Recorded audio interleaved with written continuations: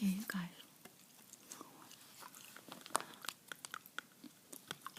I think I'm going to do some rambling again. Here's the gum I'm chewing, by the way. Clay Natural Chewing Gum. But before I get started, look at this spooky pumpkin. Look, it already has a face in it. Look. See, there's the mouth. There's the mouth. And that could be like a little tongue sticking out of the side of his mouth. And then, look, like a nose. And eye. Isn't that kind of spooky? So anyways, who knows what's inside of this pumpkin?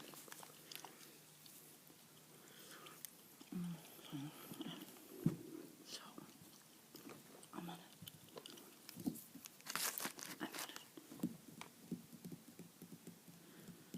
see if I like tapping. Excuse me, I think crinkling is more relaxing for me. There might be I might go from tapping to crinkling and crinkling to tapping. I want to tell you about our little episode at the emergency room. On Saturday, I never told you guys about this. There I was, minding my own business, when all of a sudden, boom, a family member was not feeling very well at all. I'm not going to be too specific. I'm going to kind of be general about illness and people, as I just feel bad telling too specific information, but it is a good story. It's kind of funny, but it also has a good thing to say about it. So anyways, there I was, Saturday morning around 9 o'clock, minding my own business, ready to seize the day.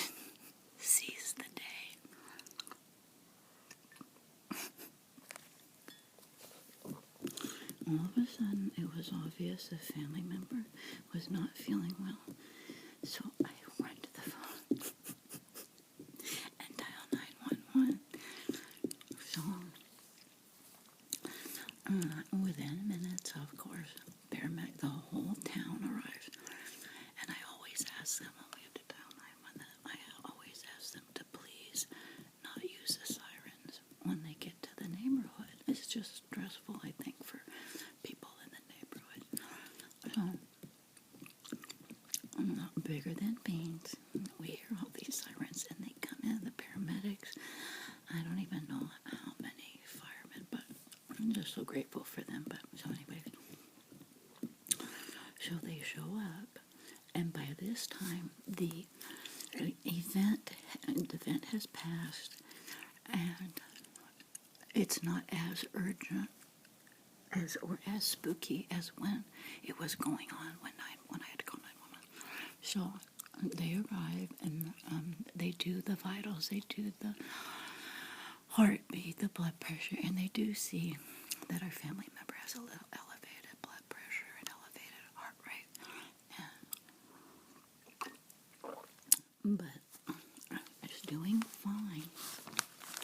So I do mention that this has happened a few times in the past, and when this little episode happened, it's just a very brief little episode.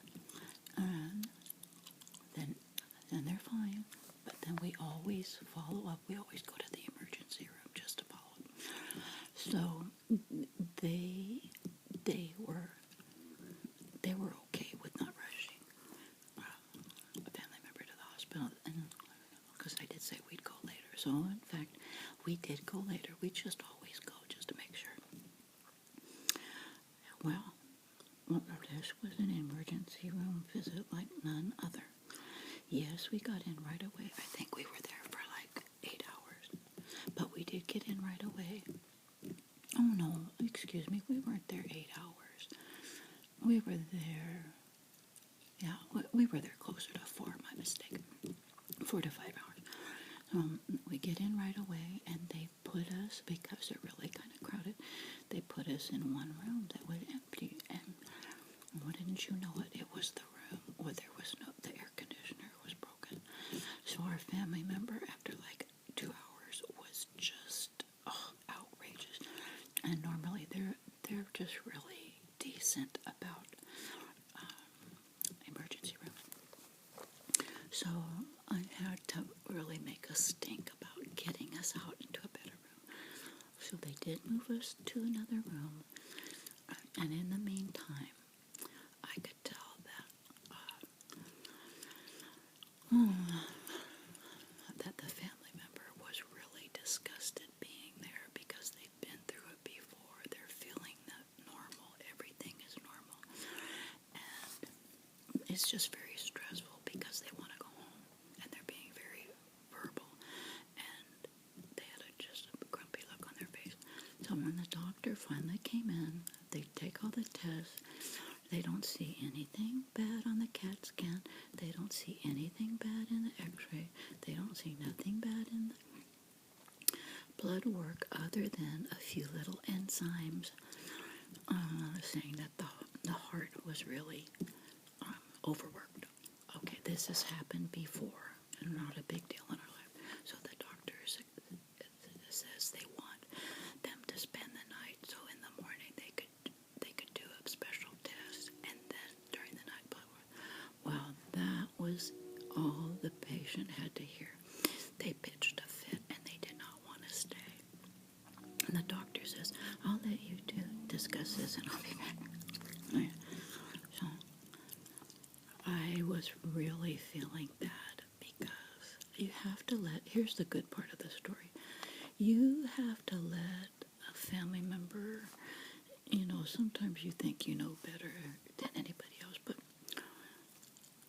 when a doctor says you should stay, you always want to do what the doctor says. But when a family member who's old enough and with no mental problems can make their own decision, even if it's against what you want, you have to remember to give them their dignity and their life, and no matter how stressful it is for you. So all this is going through my head as I'm still trying to sweet talk the family member into staying. As I'll make them get out a little cot, and I'll stay in the bedroom in the room with you all night.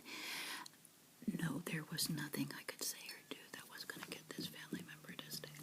Well, the doctor comes in, and they understand, and I say, "Well, can we walk in tomorrow and get the blood test and the test that you want?" And this was a little bit upsetting. They say, "Oh, no. If you don't stay overnight, you can't come in for the test. You have to wait till Monday and go as an outpatient." So that was a little, I understand, but if it's that urgent and you think the person needs it, it doesn't make sense that you would say, "Oh, no, that the only way you could get it is by spending the night there." But so anyways, so the second time, he said, "I'll come back with the papers, and you make your final decision." So sure enough, the decision was made to come home. So the reason I'm even talking about this is for any of you out there who have family members, or you're in charge of an older person, who's, they don't have dementia or Alzheimer's or any of that stuff. As much as we think we know best, as much as we want to be in charge and do the right thing, we always have to remember that person's life, that when they want to do something that might be against what we think, obviously if it's a huge bad decision, we can't allow a huge bad decision. But something like that, it has happened before, and I've known the pattern of the test before, and so did the patient. So I knew that that's what the family member was based this has all happened before, and I feel fine, and I'm not staying.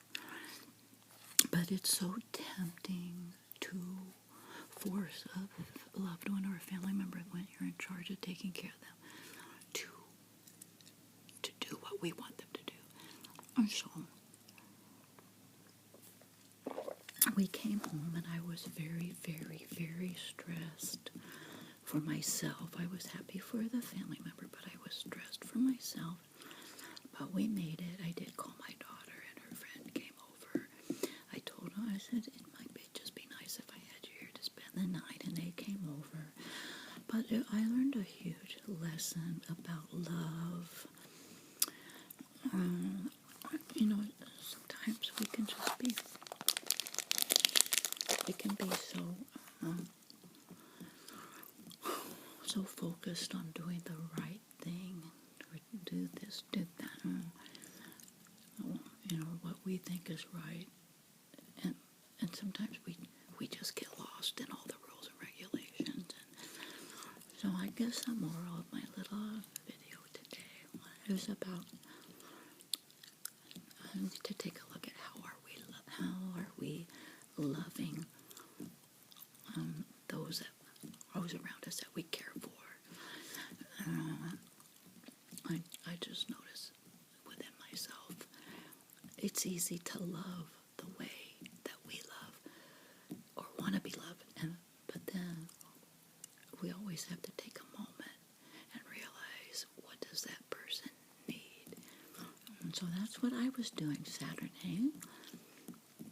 I learned a great big life lesson, and I've been wanting to call my siblings and share this because they take care of little things with my mom, and they're like me. They always want to do the right thing. They're organized and on top of everything. But we can sometimes overlook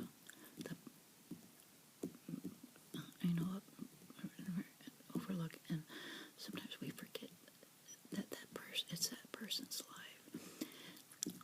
And they have to have dignity, they have to have choices, and if it's not outrageous, then we have to remember to love them enough to let them have those choices, even when it's stressful for us. And believe me, I was stressed on Saturday night even though I knew the whole episode. I knew this has happened before. I know the whole thing.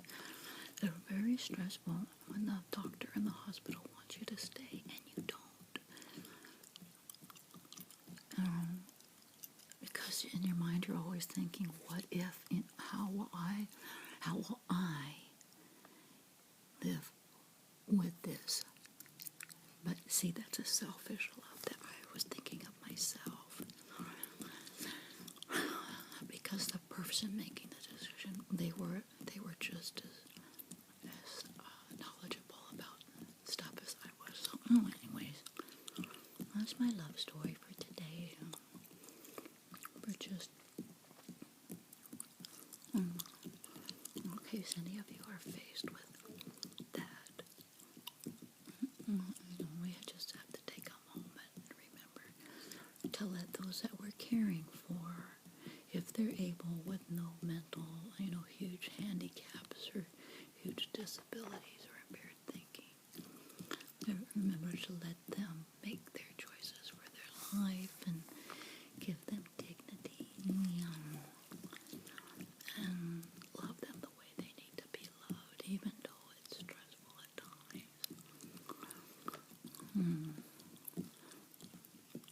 So anyways, I'm rambling and tapping.